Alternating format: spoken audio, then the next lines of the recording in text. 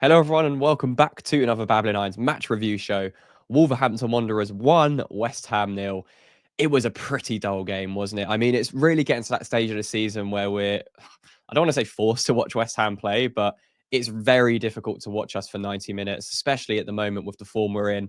And given the fact that we're out of all the cup competitions, we're in 16th, we're not going to get relegated, we're not going to really finish much higher than where we are right now. And there's just not much to play for. And I think that's translating into the performances, to be honest. But Graham Potter needs to start developing a little bit further with the way he's playing and the approach that he's taking. Yes, this season is pretty much a write-off, so we can't judge him off this season at all. He needs that summer, he needs that preseason to really bed in what he wants to do at this football club. But yeah, that game against Wolves was not good.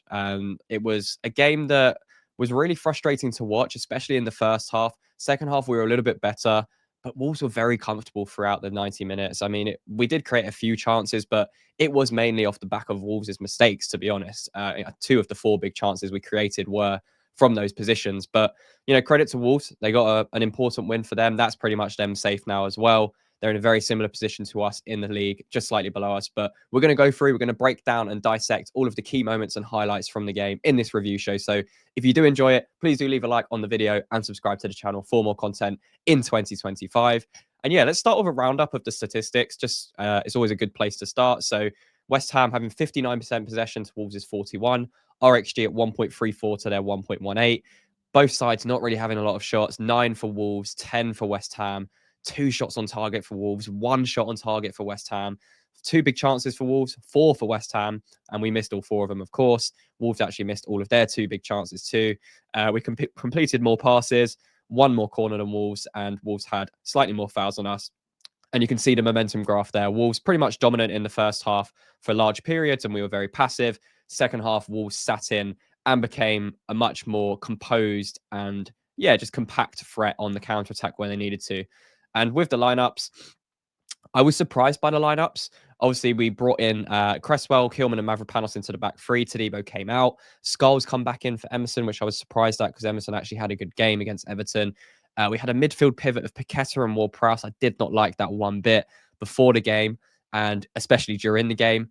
And then we had a front three of Bowen, Guilherme on the left, which is a surprising start, and Ferguson got his first start for West Ham in a Premier League match. And it was just a really strange lineup and approach from Graham Potter. I understand that he's trying to integrate these players into the team and give them a chance, but it wasn't the right balance at all. Looking at that midfield of Paqueta and Ward-Prowse, there's no anchor. There's no anchor there. It's just going to be so easy to play through, and there's no control of that because Ward-Prowse and Paqueta, they don't offer you that defensive, anchor point that someone like Edson Alvarez would, who actually had a really good second half when he came on at half time. Ward-Prowse was extremely poor, really, really poor. I'm surprised he lasted as long as he did in the game. I thought he was really passive, second to his duels, really slow, wasn't progressing play. He was playing the safe passes, and Paqueta was doing okay. He did much better in the second half, but we needed that anchor point in midfield. And then we've obviously been playing like a 5-3-2 a lot since the game against Arsenal. We obviously switched that now to a 5-2-3 to kind of incorporate Bowen and Guilherme either side of a focal point like Evan Ferguson. But I did feel frustrated by that front three, not for their own fault. I think they could have done better individually, but it was more the approach from West Ham and how we set up against Wolves. But we actually started okay. It was a pretty balanced 50-50 match for the first opening 5-10 minutes. There wasn't an awful lot to shout about. And again, as I mentioned before, a lot of our chances came from Wolves' mistakes. And that's what happens here. We do press well here. Wan-Bissaka's pressing high up on the Wolves centre-back, forces the mistake. We then capitalise on that. Jared Bowen drives with the ball. And then Evan Ferguson, you can see that he's just got in at the back post. And if I just move it forward to frame here, you can see it's just behind him. It's just played behind him. I think Bowen, in this situation, I've seen him drill him underneath the goalkeeper with his right foot there and have a shot. I understand the pass because Evan Ferguson made a really good run and found himself in a great position. It was just a little bit behind him. I think I don't really get frustrated with Evan Ferguson there. I think he did everything right. The ball was just played a little bit too far behind him, and it was hard to wrap his foot around it to get the shot off and connection that he wanted. So a really good chance. We didn't take it. But one thing I did like a little bit, this is probably the best thing I think we did in the first half, was there was clearly an intent to play like this based on the Wolves setup, and Graham Potter had clearly coached this build up to try against this Wolves press. So Mavropanos starts the goal kick, plays it to Areola, who plays it to Kilman. But you can see there we're almost building up with a back four. You can't even see Skulls in this picture. He's pushed on to play really high and wide out of frame. Cresswell has gone into the sort of traditional left back position. Wan-Bissaka in the right back position. You've then got Paqueta and Ward-Prowse as that double midfield pivot.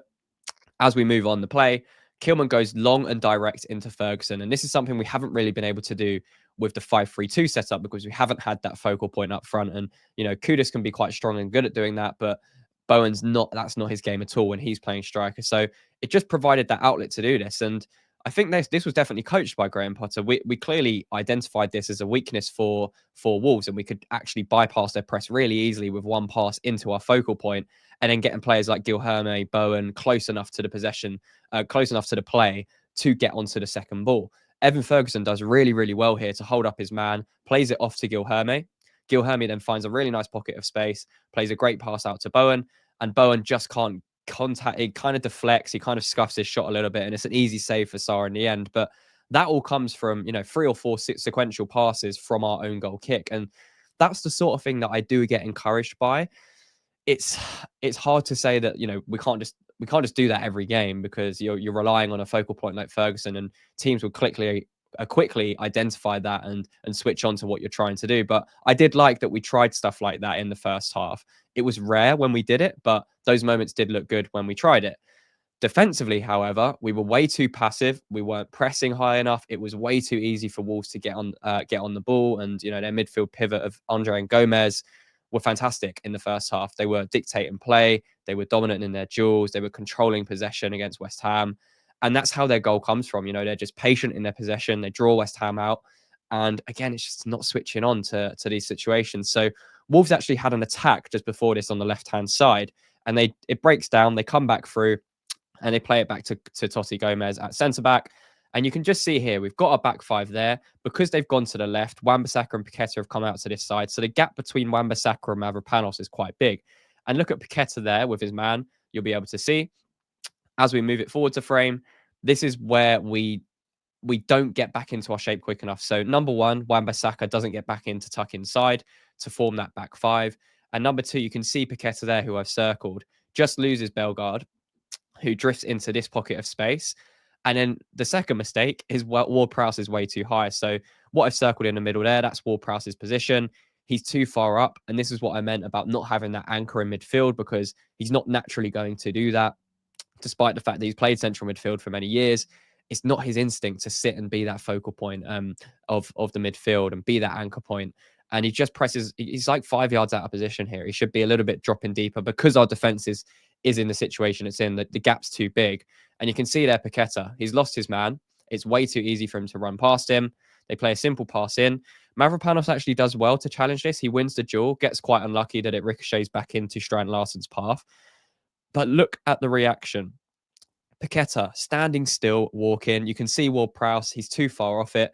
Strand Larsen has all the time in the world. He takes a touch before he even shoots. And there is a bit of fortune about the goal, but you can see there all the time in the world to shoot. And it does take a deflection and goes past Areola. And we find ourselves 1-0 down in a game that really didn't offer much up until this point. So it was quite frustrating how we conceded. And again, that's just basics. It's individual mistakes there that have led to that goal. And it's because of the passive nature of that first half. It all comes to the mentality and the body language of these players. We were just sitting in, coasting through that game. That's when mistakes like that will happen, because you're not switched on. You're not focused to what's going to happen. That's why Paqueta's walking back and allowing his man to get through. That's why Ward-Prowse has pushed 5 yards higher and hasn't communicated with his midfield partner that he should drop in there or be closer to the centre-backs. Mavropanos gets unlucky because he actually makes a good challenge. But then Strand Larsen, where's the reaction of the West Ham players? It's way too easy for him to get a shot off. Yes, element of fortune about the goal, but it just wasn't good enough from West Ham. It really wasn't good enough. And we're lucky it wasn't 2-0 in the first half. And this kind of illustrates and signals exactly why we can't play a midfield of Ward-Prowse and Paqueta. And I'm not really sure why Potter went with this, to be honest, in the first half. It was never going to work, especially playing in this structure where we can see it very clearly. 5-2-3.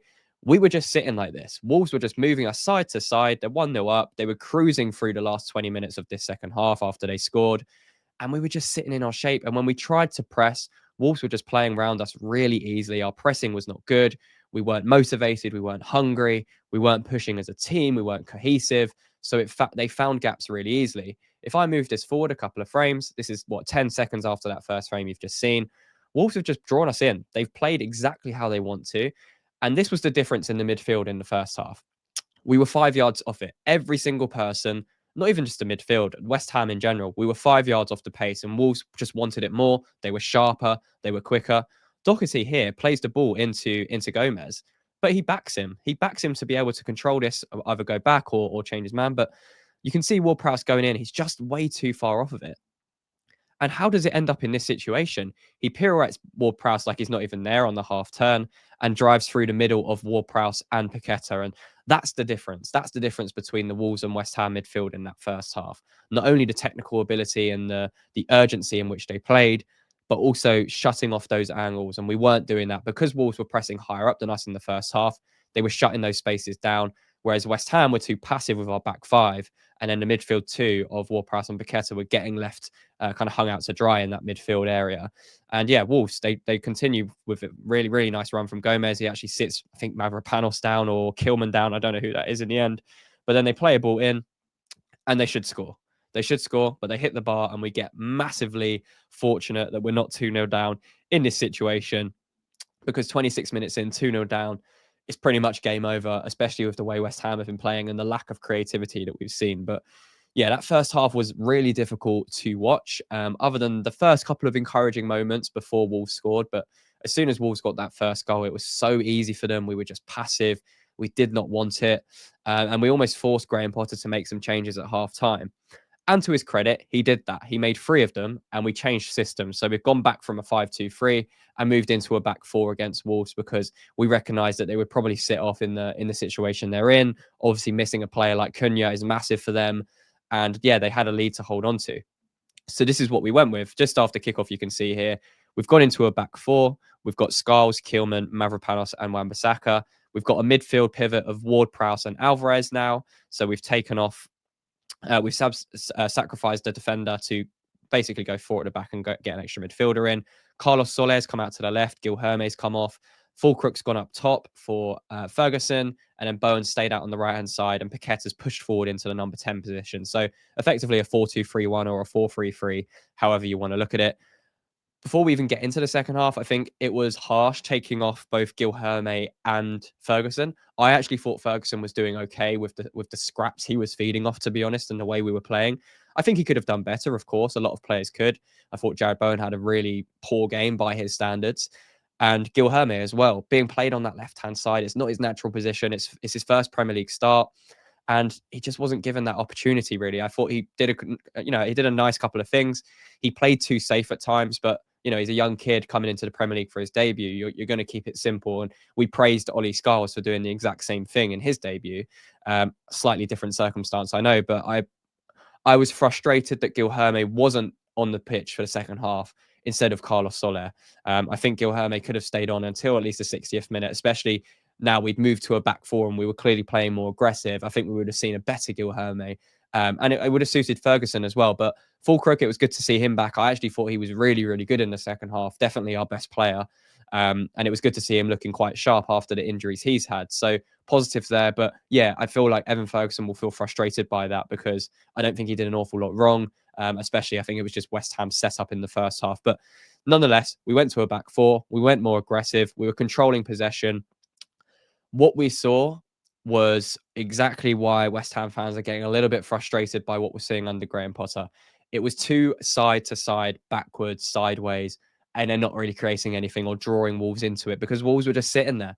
They're 1-0 up. They're sitting in their compact shape. There's no reason for them to go out gung-ho and try and press West Ham, because they're defending a lead. And we weren't really threatening. So we were literally just going from side to side. There was a clip I wish I could have showed you where it was about 90 seconds where we were just going from side to side, back to side, back to side.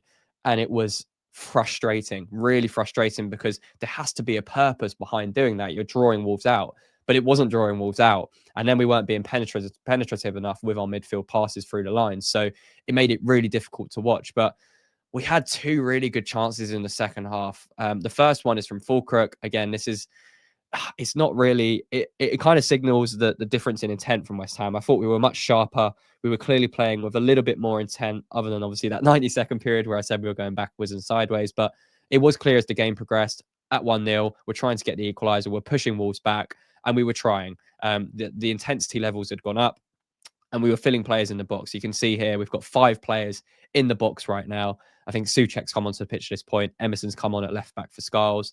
And we were trying. We were trying to make things happen. Paqueta swings the ball in, as you can see here. And somehow Fulkrug manages to get a header from this situation. He bullies the defender. He does really, really well. And he's really unfortunate with his header that it kind of cannons off the crossbar, loops over Jose Sarr. And just after this clip, you can see Emerson at the bottom of your screen there. It actually falls to Emerson from the rebound, and he tries to like scissor kick it, and it goes wide. I don't know if he was going to be offside or not, but yeah, it was a really good header from Fulkrug. I'm really unfortunate that he didn't get his goal there.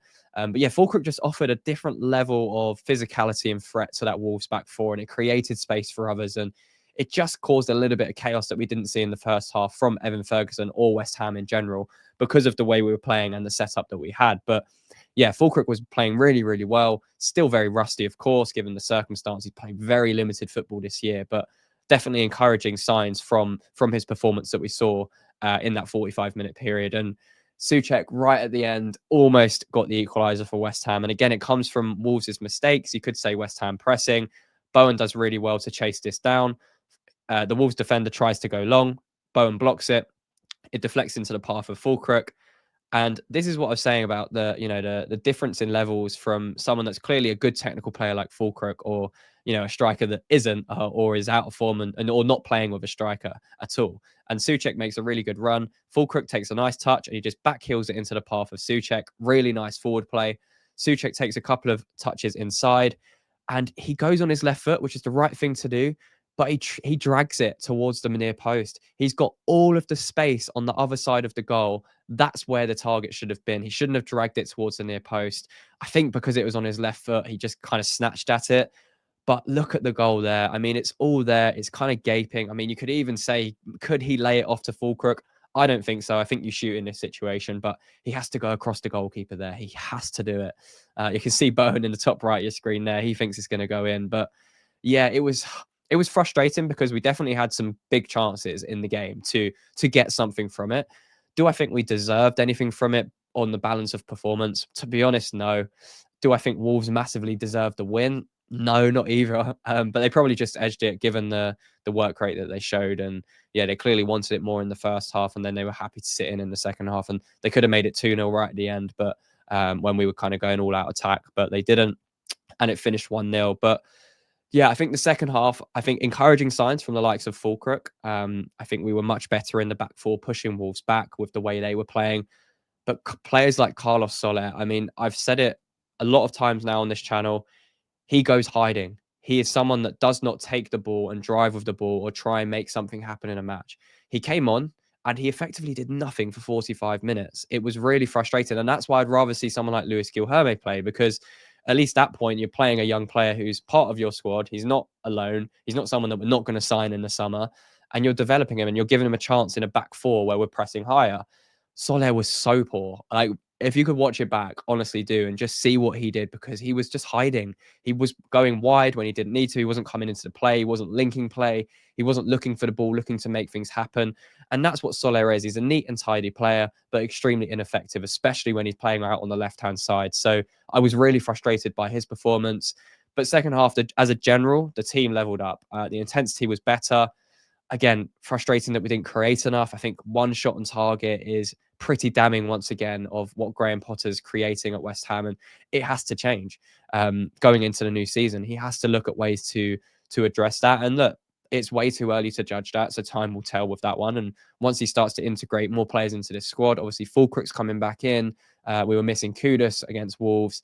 We've obviously got players like Somerville injured at the moment. There's quite a lot of attacking options that we don't currently have that will be coming back into that squad. So hopefully that will help with that. And we'll start to get a bit more balance in between defending and going forwards, because there's no arguing that we've got better defensively under Graham Potter. We have. We definitely have. Under Lopetegui, it was just a nightmare. It was not sustainable, and it was actually very dangerous. What Graham Potter's done, he's gone the other way. He's kind of said, okay, I'm going to build from the back and then work on the offense. However, there's a sacrifice you have to make, and as a coach, you have to get the balance between the two. I think in certain games, yes, you want to get the defense sorted, but there has to be that balance, and that's probably why beating Arsenal away, having that defensive solidity that we did in that game, it's almost set us back a few weeks because we've been playing that same way with that same intent against team. I know we beat Leicester on the day, but we played with a similar mindset there with 5-3-2. We've played against Everton in a similar way. We changed it slightly for this game and went to 5-2-3, but it was too late then. And then in the second half, it's like we're trying to change the mentality from defending to actually creating opportunities. And I think that's what Graham Potter needs to coach into this team. I understand that we're trying to sort the defense out. That is a priority. 100%. You want to build from the back and get that flowing, stop goals from going in. But you have to have the balance going forwards. And I think West Ham fans are just frustrated by this season. And I completely empathize with that because I'm one of them. I'm extremely frustrated by what I'm seeing right now at West Ham. There's not really anything to play for. It's kind of just dragging out this season. And it's a preseason of a preseason. That's how you have to view it as a West Ham fan. And look, there's still a few games left of the season. And then we go into the preseason. Graham Potter will be backed in the summer transfer window. Make no mistake of that. There are funds available. We've done interviews with the likes of Kieran Maguire, who's obviously a football finance expert, and we know categorically there's money to spend. So whether we will, that's a different question. But I think Graham Potter will be back this summer. So yeah, lots of work for West Ham to do. Frustrating that we lost this 1-1-0 and we go into the Bournemouth game, hopefully with a bit more, front foot mentality and offensive mentality against a really good team in Bournemouth. Very, very good, well coached, well drilled. Dropped off the ball a little bit in the last few weeks, and they'll be disappointed to go out of the FA Cup to Man City. But it's a really tough game, and one hopefully we can push Bournemouth back a little bit more and start creating threats of our own. It's not just thinking about what the opposition are going to do. We have to start creating a brand of football that we are happy and proud of as West Ham fans, and also it's effective going forwards as well as defensively solid in matches too. So yeah, let me know down below in the comments, what are your thoughts on the defeat to Wolves? I found it really frustrating to watch. And yeah, as I said, the difference in first half and second half, night and day, but it was just way too late. And there was still a lack of offensive intent in the second half. It was way too easy for Wolves to defend what they had. And yeah, a couple of the subs I agreed with, a couple of the subs I didn't agree with. I thought Ward-Prowse had a really poor game. I thought Carlos Soler had a really poor game. And yeah, even players like Jared Bowen didn't have the best of games, to be honest. But yeah, Fulcrook really encouraging by his performance as well. So yeah, let me know all your thoughts down below in the comments. Leave a like on the video if you enjoyed the review show, and subscribe to the channel for more content coming in 2025. And until the next one, come on, you Irons.